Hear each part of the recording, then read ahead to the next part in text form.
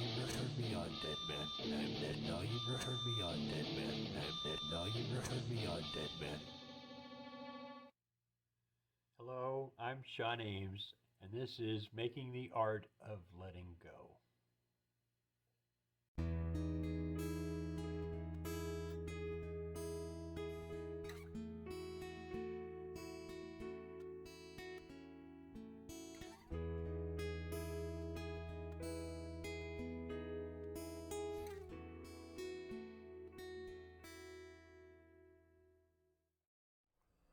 Well, it all kind of started quite by accident. I had just got done sending music to be put into movies to Christopher Forbes, and I don't know whether I was just bored or just kind of fiddling around. Two things come to mind. One was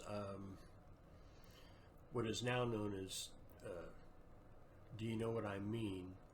And it was literally an old saxophone solo that I had found and put it in a track and then just sort of played some piano along with it. And that sounded really, really good, but it didn't sound like anything that would go in a movie. So kind of tinkered with it and kind of put it on the back burner. And another one started to sort of bubble out, and that would later become Let You Go.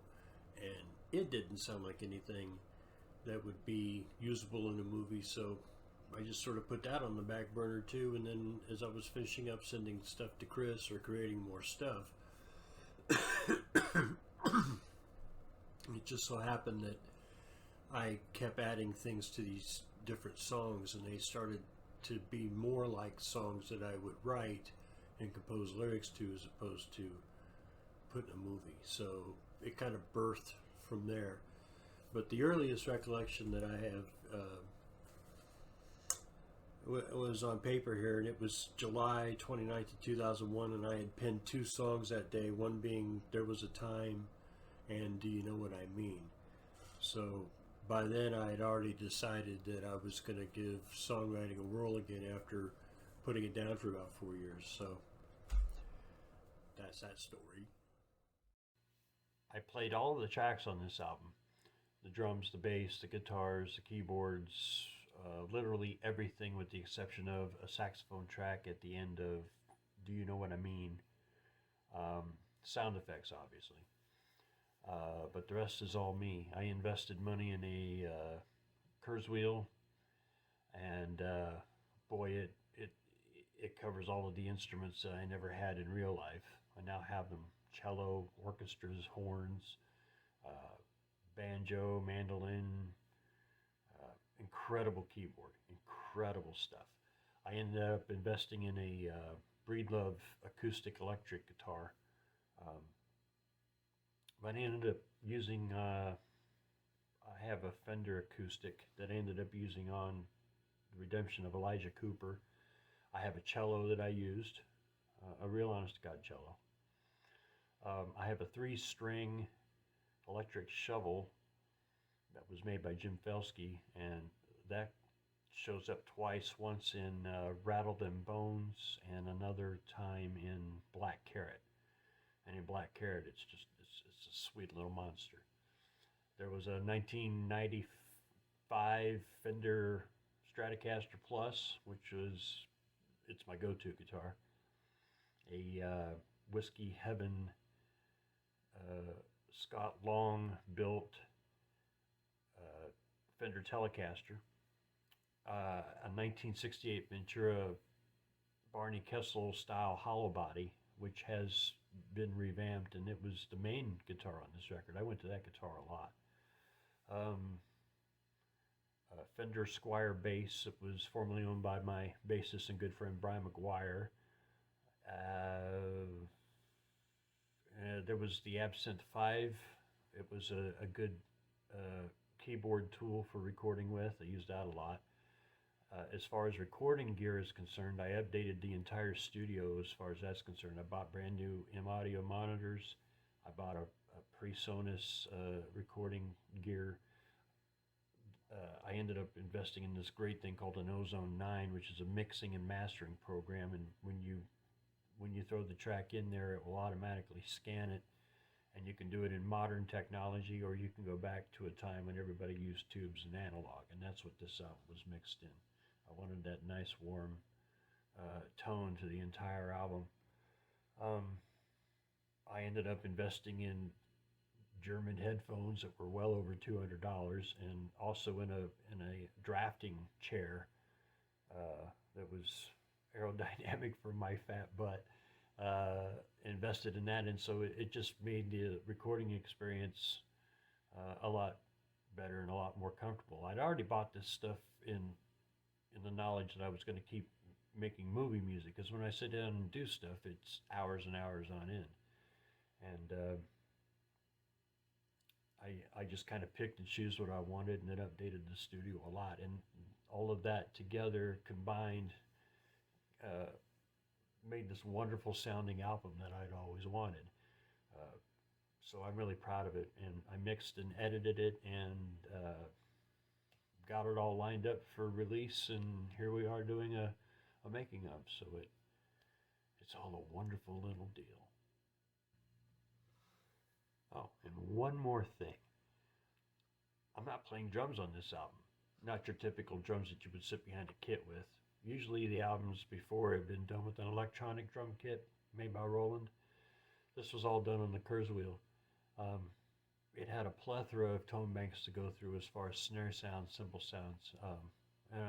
It was pretty easy to transpose from being a real live drummer into playing whatever I needed to on the keyboard. So yeah, the drums, I really like them on this album, but they weren't done, sitting behind a kit. They were little digits.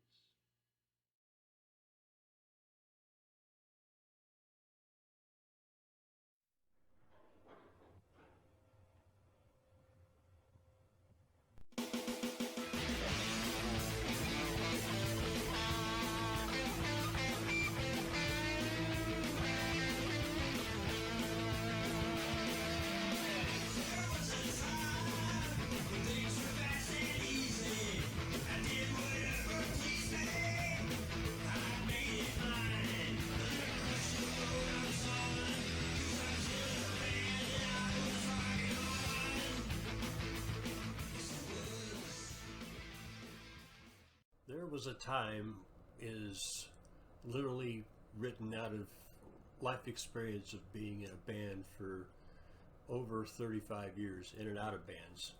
I was in Backlash for damn near 20 years, and we played covers, and we wrote our own material and performed it live, and then we even ended up playing The Wall and performing and playing it live for 2 years while we were doing covers, while we were doing our original stuff. But at any rate, there was a lot of biker bars, there was a lot of nudity, there was a lot of things I couldn't discuss with anybody.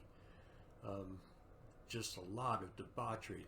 Being mainly in Backlash was like being on a pirate ship, and every time we pulled into town somewhere, it was no quarter, no mercy, right? So that song was literally about time spent like that, where I was a little bit more reckless, a little bit more whiskey oriented, a little bit more free spirited, a little bit more agile, a lot more younger, a lot less wisdom, than what you gain over time.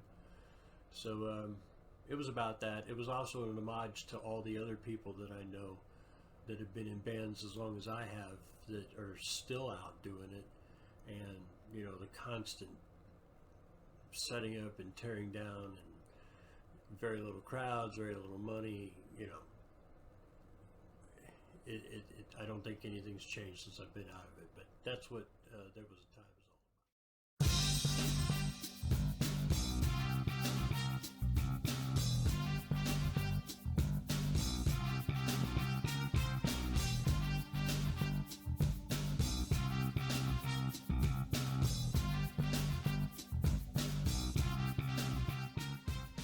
Well, Shake It Down was sort of an inspiration by the Mark Ronson, Bruno Mars dance hit, Uptown Funk.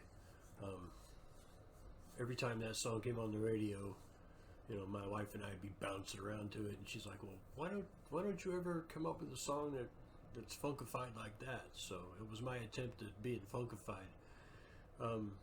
Some wonderful things about that song was that it was an earlier written song too. It was written, I say early, but it was early in the process. But I think it was around the fall of 21, and I had most of the song together, but I just couldn't decide whether I wanted it as Shimmy Down or Shake It Down. I decided on Shake It Down and started writing lyrics for it, and found out that the Kurzweil had a really good saxophone, but you can't hold the notes, otherwise it starts to sound like a keyboard sax. So if you just do little short notes and add a bit of touch of reverb to it, it sounds like a sax. So I actually am playing sax on that. Another wonderful little thing is that the keyboard has this little wow wow wow wow wow sound to it that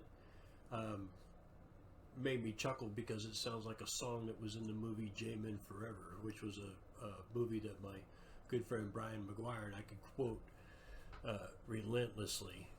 And but anyway, it reminded me of that little gig. So yeah, it's just a good little tune about shaking your booty when you get home from work, because it feels good.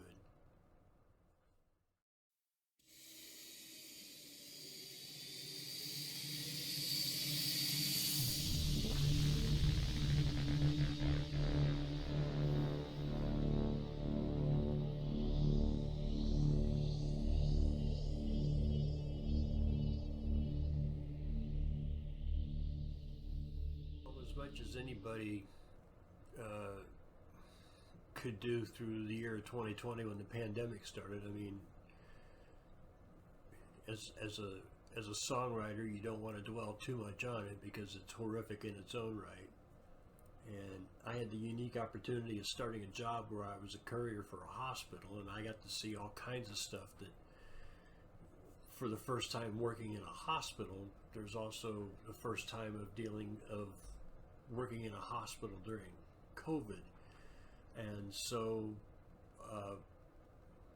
lockdown came out of an experience that I went through during when it initially happened in March of 2020, where the virus was brand new and people were dropping like flies. And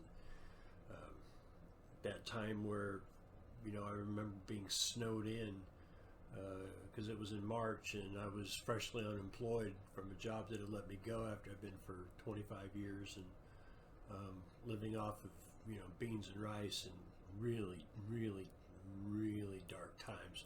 And that's sort of where that birthed from. The song had a second part to it after the end of it, but it was still dwelling on the COVID pandemics, and I just didn't want to have a song that dwelled on it too much more than much more than anybody can relate to being in the same situation of being in lockdown. So that's where that stemmed from. It took a long time to record, and it was a lot of tracks, and it went through a lot of different changes until it finally ended up the way it is on the album. But I'm really pleased with the way it came out. I'm glad it shortened. It was about an 8 minute long track. In fact, the piece that I didn't use at the end of that ended up going to Christopher Forbes for one of his movies. Something about I forget the name of the title, but it's something bleeding memories. Bleeding Memories is the name.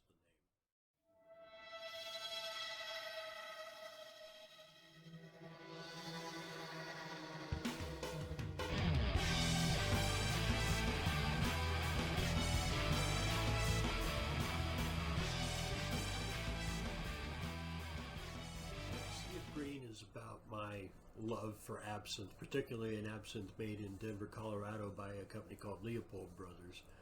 And it's the only difference with it is that it's got a grape note at the end of it. So instead of having the black licorice flavor, there's a hint of grape. The deal with absinthe when you burn the sugar is that you're caramelizing the sugar. You pour absinthe on top of the sugar, and set it on fire and let it caramelize into the absinthe, and then you stir it and add water, and it's called a luge. It goes from being a green to a white, and it releases all of the nice chemicals in there. And I love this stuff, and I can only get it when I visit Colorado. But anyway, the song was it was musically written first, like most of the album. The music was written first, and then I had to come up with lyrics, and I just thought, well, I'll just write about something I know, which is my love for drinking that particular brand of absinthe. And the quote-unquote rap in the middle of the song was a first take. It's one of my favorite parts of that song. But yeah, it's just about knowing that, you know, the more you keep dabbling with the green fairy, the more she's going to make you dance a lot more.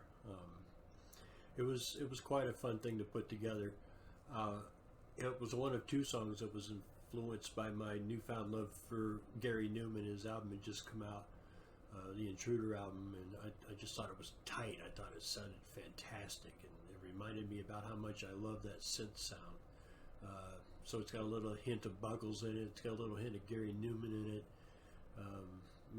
It's a real enjoyable piece, and it's a throwback to what I grew up with.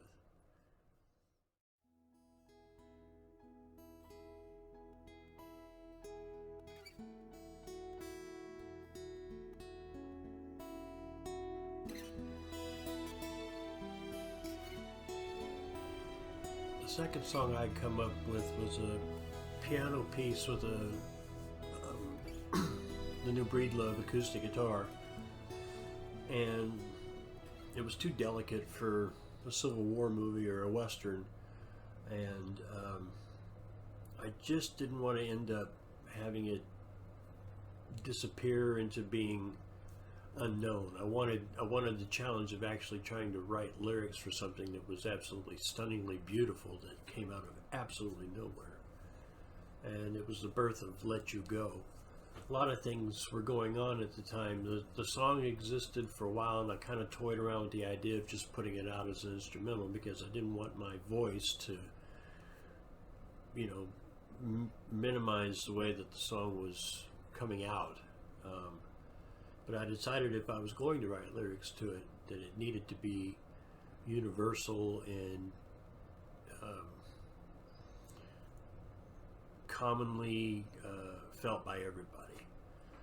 And with that, at the same time that was going on, I was being told, this would have been, I think, fall of 21, I was told that my grandmother, who is 94, was considering coming over to stay with my mother in case of the blizzard during the winter that was coming on. And if it got too bad, we didn't want her, you know, stranded in the house where she was, because she's still independent for being a 94-year-old woman. Just enough to keep her in town, to keep an eye on her. So it kind of got me thinking, you know, about how long I've actually known my grandmother. I mean, the farthest memory that I have way back in time is her. And I've grown up having her by my side. And what it's like to lose somebody, whether they're friends or their family, over the course of time, whether they just disappear by death or they just sort of vanish because they take a different path in life. And it's just sad the way that you go through life and you lose all these people and friends. And the thing that strikes me the most about the lyric was the last lyric is all about her, where it says, "Fly from here with my heart, butterfly. Take my love for you and your heart and soul to the sky." You know, and the part about waving goodbye and you made my life better and beautiful, but I must let you go. I mean, and it hit me like a ton of bricks. And for the first week or two, you know, after doing the vocal for that, which didn't take very long, I decided that it was probably the best song I had probably ever composed, and I wanted to take really good care in making sure that it sounded really good, because if it had the same effect on me as a songwriter, I wanted it to have that same effect on everybody, and I hope everybody not an easy song to do. It was a great and easy song to compose for me, but you know, trying to come up with something that everybody can relate to, especially out of me, is a toughie. But I think I can pat myself on the back for this one.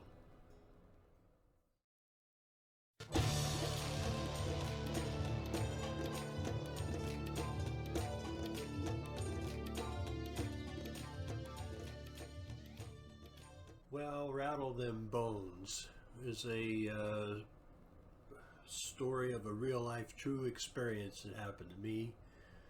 Um, that's about all I can legally say. Although I can tell you that the slide solo in the song was on a 3-string electric shovel. I just was lucky enough to get it to sound really gnarly in the song. Again, it was one of those that I had written music-wise before I came up with lyrics, but it's in the style of my old band Backlash. It's gnarly, it's gritty, it's dirty. You know, it's kind of like not wiping the barbecue sauce out of your mouth before you go in for that last long tongue kiss or something. So no, it's just a good little rocking song. If I was in a band, I'd be probably playing that song every night. It's just a good little squirmer song.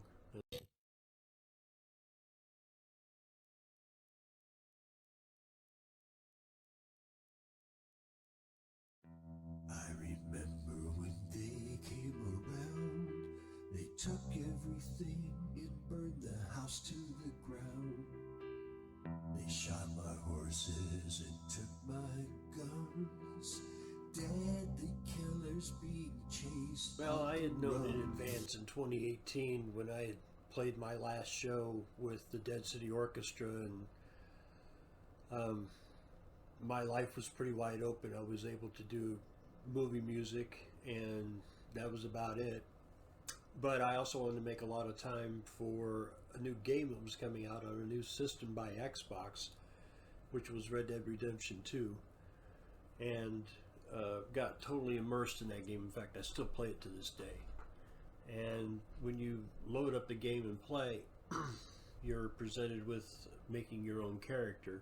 You don't really get to decide on the features, but you get to decide on how, face, hair, and hairstyle, and clothing, and everything. And as you go through the game, you sort of progress from nothing to something. And I decided to name my character Elijah Cooper, Elijah being my great-granddad, and Cooper being Alice Cooper. And it turned out he was a pretty badass guy in this game. He's become quite the bounty hunter. But you never get a story. You just sort of picked him up out of prison, and they're giving tasks to do by these shady people in the very beginning, and that's how you get through the online version of the game. But so I decided to create a backstory for this poor soul, and the song describes how just out of nowhere a bunch of bandits come in and take everything. And he decides that he's going to get his revenge since he wasn't able to save his family. He was going to get a little bit of retribution, and also seek a little bit of redemption for the guilt, and ends up becoming a bounty hunter and tracks the guy down. But there's a twist to the story. There's no gunplay. Early on, it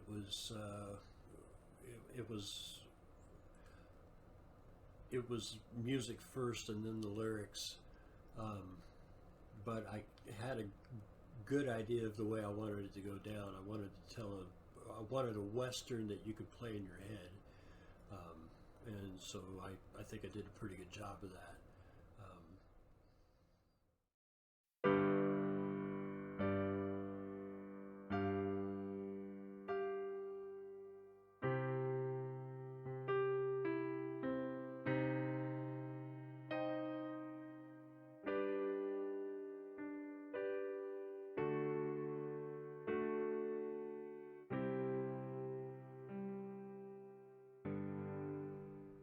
Do You Know What I Mean was one of the songs that was first written for this project, and it was the accidental one that sort of dragged me back into writing music again for songs. It was basically an old saxophone track, and sort of was adding tracks on top of it, but it wasn't really set for any movie that was coming down the pike. So I just decided to write some lyrics and kind of messed around with it. Didn't take it seriously.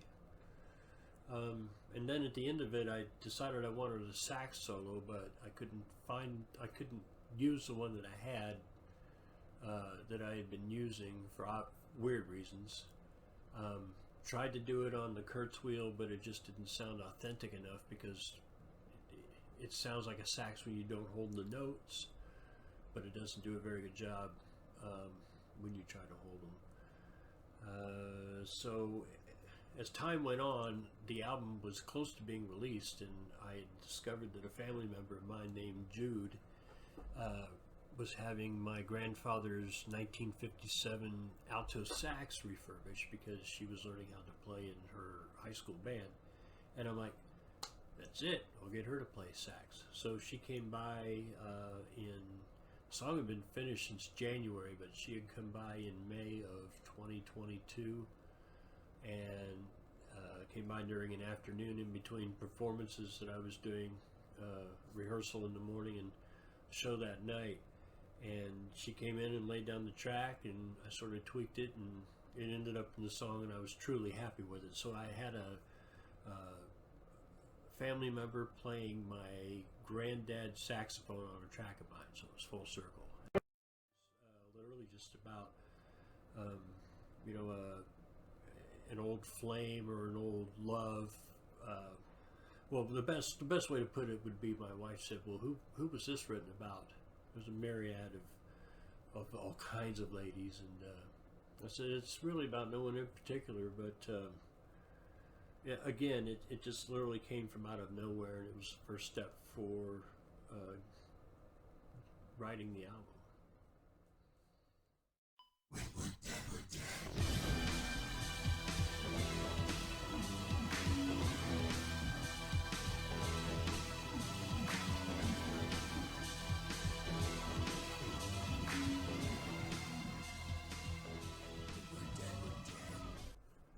The release of the Gary Newman album Intruder in spring of 2021 was a knockout for me. It was a fantastic album. It was just so tight sounding and so industrial and so mean, but yet it sounded familiar. It sounded like, 1980s, 14-year-old Shawn listening to him, inspiring album. Major reason why I decided to go ahead and pin songs for the album. But at any rate, there was a song that I had been working on that was clocking in at a good 9 minutes, but it had a lot of 80s. I purposely found a lot of 80s synthesizer sounds in the sound bank for the Kurtz wheel. And lo and behold, there was Newman's, they call it a unison stack, and I was in heaven, man. I could make the same, nice synthy sound that he had created on his album, so on his old album. So I had composed the song way before I had any lyrics. I didn't get lyrics written until I think it was January of 22. I finally said, I gotta get this done. But it was intended for the longest time to be a song about a group of people down in this missile silo out in the middle of nowhere that had been down there since 1980 something, and they were just stationed down there, and they didn't get the word that the Cold War was over and they could come out, and by this time in the 2020s they would have archaic and ancient nuclear missiles going on. But at any rate, they were locked down there, and they kept having this alarm going off that something was wrong up on top. So there's a man that goes up the ladder, and he opens up the hatch, and he goes out, and it's during the height of the pandemic, and unknowingly, he's not knowing why everybody's wearing masks, and everybody's in a panic, and people are getting sick, and he decides to go back down in the hole. The problem is that when he goes down there and he seals himself off, he's infected, and he affects everybody that's been down there for 40 years, and it's bleak, and it's nasty, and it's sad. And I'm like, that was the whole point.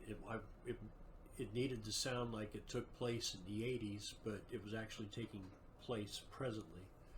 And it just got to the point where it was discombobulated, and it was just becoming a hassle and impossible to write without making it turn into some sort of musical opera. So I decided to instead to just take a chance, and since the album was turning into things about letting go, it just turned out that somewhere along the line I just simply have lost my faith in people that like to point at the Bible, and I just have just seen so much that I believe that once you're dead, you're dead. It's just my own personal belief. Maybe I'm wrong, but I just decided to go ahead and pin, my thoughts about it. And so instead of being a discombobulated song about guys catching COVID after 40 years being plugged in a can, it's actually about just simply dying, and that's it. So sort of a weird contrast, but it got the song done and it got the point across. So that song had started, I believe, in July of 21, and it didn't get finished until April of 22, and it's about 65 tracks long. It got whittled down a lot from what it first started out to be. It was a noisy synthesizer mess, but with a lot of editing and a lot of TLC and a lot of playback, I got what I wanted, and it's a pretty spooky track, but definitely different than anything that I'd done. In fact, I took a lot of the real guitar out of it. Yeah, it was a long process to get that song written.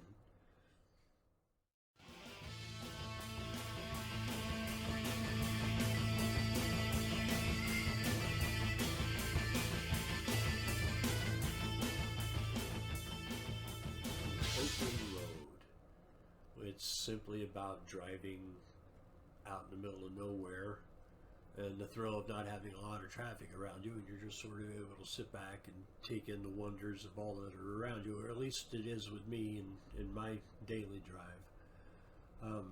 It's just a simple little rock and roll song that tips the hat a little bit to Deep Purple. I have an opportunity with this keyboard to pull up a pretty good plethora of Hammond type organ sounds, and it just so happened I took a crack at trying to sound a little bit like John Lord, and my attempt actually paid off in the first take. I was quite pleased and surprised at the same time. But yeah, it's a song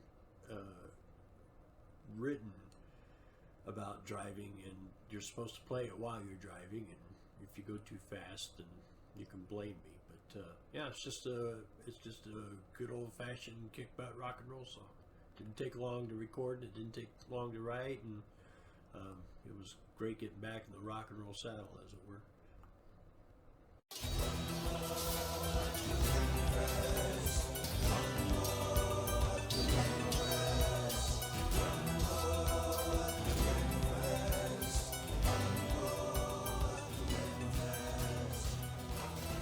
Rumble at the Red Fest is just simply a fun little song. It's basically the story of going to the Renaissance Festival and having a really good time, and all of a sudden a fight breaks out for no reason.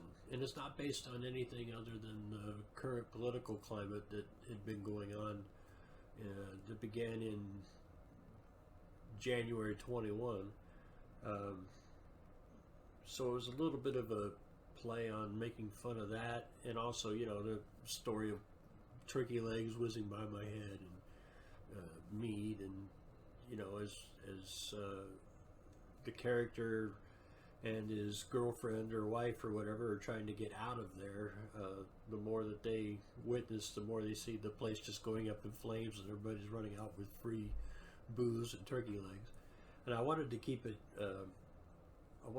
sort of medieval sounding, and the keyboard has a lot of great stuff for that. I was able to draw up, so there's a little bit of banjo and some mandolin, and it was just sort of in that vein, with a little bit of prog keyboard thrown in for good measure. But I just figured that the album needed a little bit of levity. But it's always, and I'm always writing some kind of weird, crazy Roger Miller inspired ditty. There's been Driving My Wife to Wendy's. Um, there's been Worm in the Bottle and songs like that. So I couldn't get through making an album without a cool song like, Fighting at the Renaissance Festival. It's just funny to see, and then I bring in midgets, little elves, or, tiny dwarf-like people coming in, and, they're so low that they're shooting everybody in the thighs, and everybody looks like porcupines. It was just a bad attempt at medieval humor, but it was a fun little thing to do. And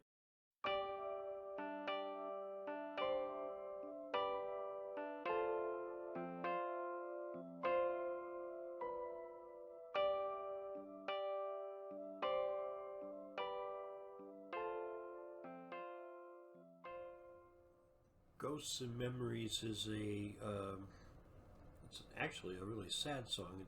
It's about having friends that are no longer here. They're either dead, or they've had families and have moved on, and it was just, there was a little bit of a wait in the month of May of 2022 where I put the brakes on the entire recording process. I was waiting for my cousin Jude to show up to play the saxophone, and so somewhere out of all that waiting came just me messing around, and had this song written. Had the song written first, but since it was the month of people graduating, I had gotten a graduation invite from an old friend of mine that wanted me to attend the daughter's graduation. And I got to thinking, well, I don't really know her. She doesn't know me, and it would just be awkward for the both of us. So I just bowed out, and the more I was listening to the song and thinking about it and realizing how sad it was, I just sort of penned it, and it just sort of came out about, everybody's living their lives without me, literally. And I never had a chance to get to know this young lady the whole time. I was busy, and everybody has their lives, and friendships sort of grow and change and move on. But it was just sad thinking that I really didn't have a really good answer to give, other than it was just going to be, I felt awkward. And I just didn't want that young lady and myself to be put through that on a happy occasion, so I stayed home. So it was born out of that, sad but truthful, and it was good enough that I just considered to go ahead and put her on the album, find a home for it. And it's another version of letting go, as it were.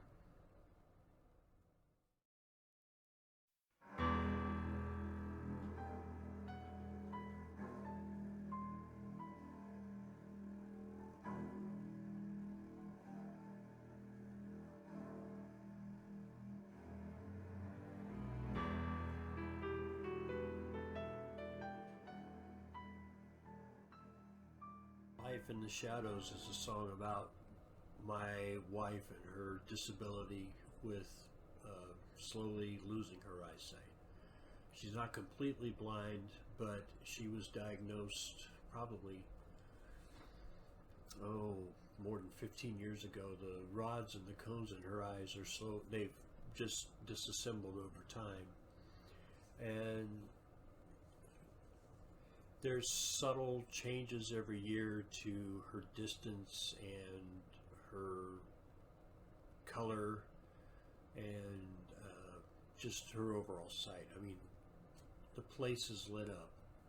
If you took the roof off of my house, you'd be able to direct planes from it. Windows can be open wide. The house can have all of the lights on, and she is still stumbling around. And it is the saddest thing to experience someone that you love going through something where you can't help them at all. She manages to get by day to day, but as I watch her, I can tell when things are getting progressively worse. And I felt on this album, since I was suddenly writing songs that seemed to be about the art of letting go, that I should probably, it was sort of a sequel to a song I wrote in Backlash called She Can't See the Stars. So I thought it was time to sort of update the story, as it were,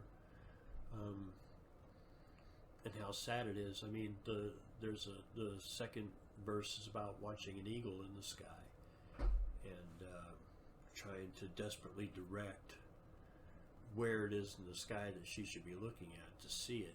And it happens daily in our backyard with just our small birds.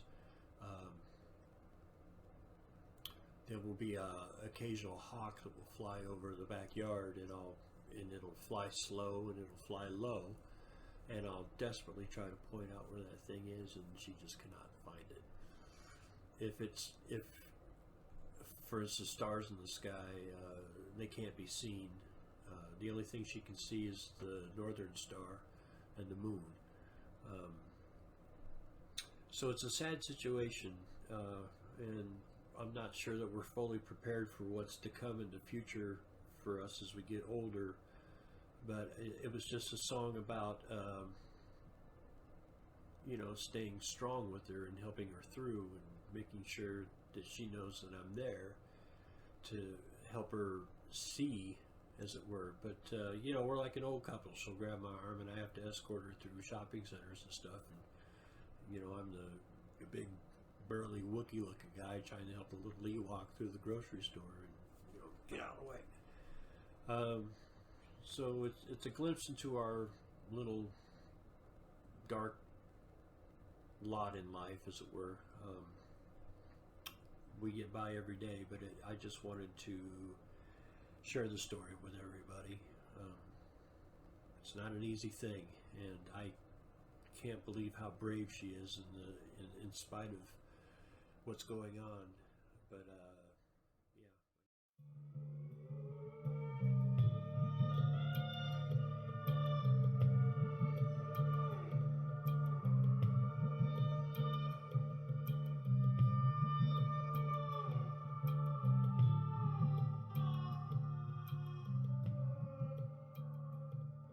I was fishing around through some YouTube videos one night, and I was looking for something to sleep to. And I came across a psychedelic stoner rock channel and decided to give that a listen. It'd be like fuzz guitar and 60s stuff, and I wanted to hear what their version of that was. Mine was sort of along the lines of Monster Magnet and Tool, so it was going to be interesting to hear what their version of it was. But anyway, the music that I was hearing was stuff that I had done. And I decided to, for some reason, I think that the man who had made up the playlist was taking submissions, and I thought, well, I'll create something. So I always thought that the title Black Carrot was pretty cool, and so I decided to just have sort of a drone-ish, drop D sounding song, and just let it sort of ebb and flow and come and go and this kind of stuff. But somewhere in the middle of it, I pulled out the 3-string electric shovel made by Mr. Jim Felsky and plugged that thing in, and I did this guitar solo straightwise, and then I got to thinking, well, what if I put it in reverse and put it in, and boom, it was like the most psychedelic, strangest thing. And kind of tweaked it a little bit to where the more you heard, the more it was in reverse as it came in, and it was just crazy sounding. So worked on that, tweaked on that, made it sound as ominous as possible. So I wasn't sure exactly what to do with that track, because it clocks in at like 9 minutes and 36 seconds or so, and it would make its entry on the album, make it a longer album. But I kind of fought myself to keep it in there, because the track is so cool that if you're out, driving, or you're hanging around, or God forbid if this thing ends up in somebody's psychedelic stoner playlist, it'll be worthy of sitting there for the 9 minutes and doing whatever you do.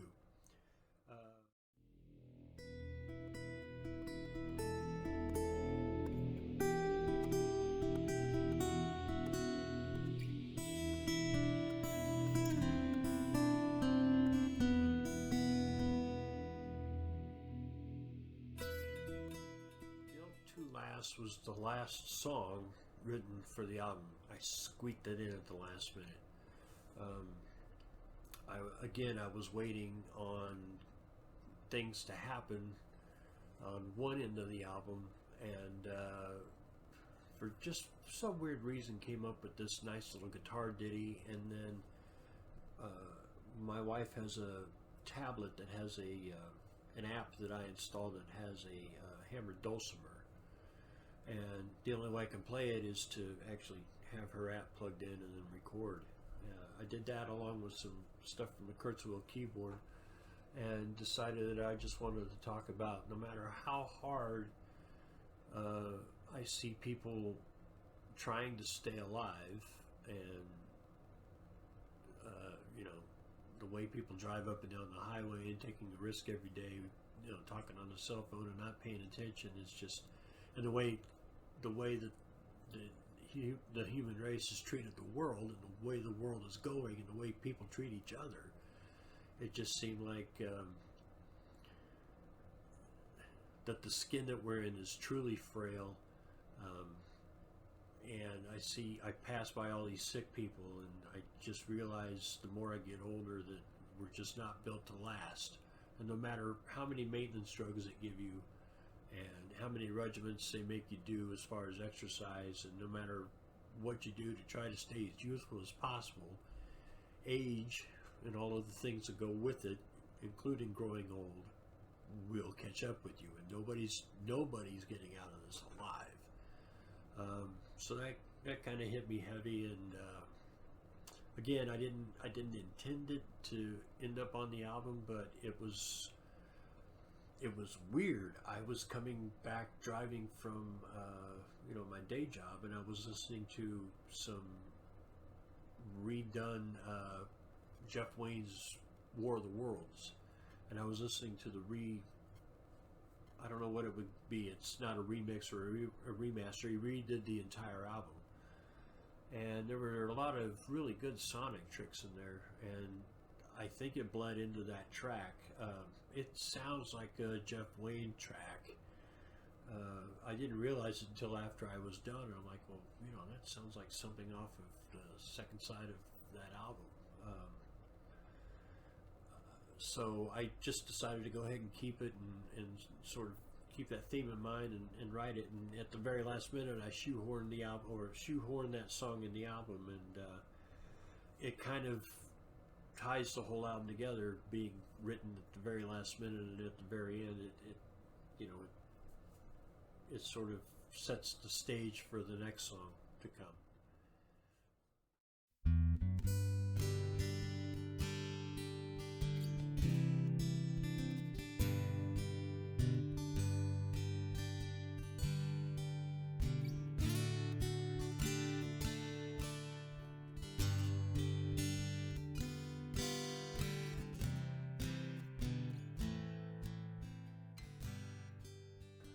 All through the entire process of making this album, there was the specter of my father-in-law being really sick, and he was starting to get truly sick around Thanksgiving. Shortly after Halloween, it was just not good. Christmas was dicey, and by the time late January and February came, he was in and out of the hospital, and he was in really bad shape. And had a long talk with my wife and said, we better get prepared. I don't think it's too long. And Valentine's Day had come. That was a Monday, and she was with him at their home, and I'm not sure if it was the next day or the day after, but there was a blizzard that kept me from going to my day job, and I was at home and I was composing music. But she had called me early that morning and told me that he had passed, and she was, upset. And I was once again isolated. I was here at the house. I was snowed in. She was in another town, and it brought back a lot of feelings that I had after my father passed away, which was 10 years. And it was another bleak moment spent alone in a blizzard with somebody that I admired and loved had passed on. And again, I was in a helpless situation. So I decided to put all of my energy into coming up with something just to mark the moment and how I felt, and probably came up with Much Obliged, Adios to You within less than an hour. Finger picked the guitar, wrote the lyrics, sang the lyrics, and I got the lyrics, I think, by the second take. That may not be right. The one thing I can tell you is that the second line of Much Obliged, Adios to You that I sing, my voice cracks because I'm trying not to cry during this track. It was the same when I was doing the track about With You My World Was Better and Beautiful in the song Let You Go. I'm trying not to cry.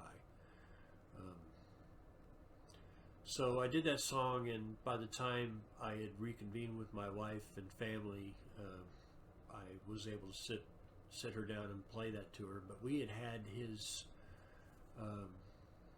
sickness sort of loom over all of this, and by the time I had written Let You Go and some of these other songs, that was sort of hanging in the background, and this was sort of released. And it's a nice, gentle way to end the album too. It's simply about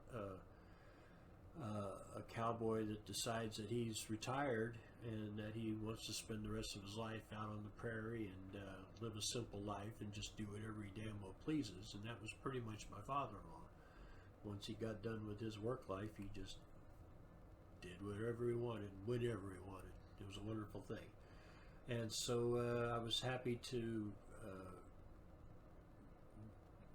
do that artistic creation for him in his memory. So it was just a really good way to end the album, just sort of Much Obliged, Adios to You, and see you down the trail.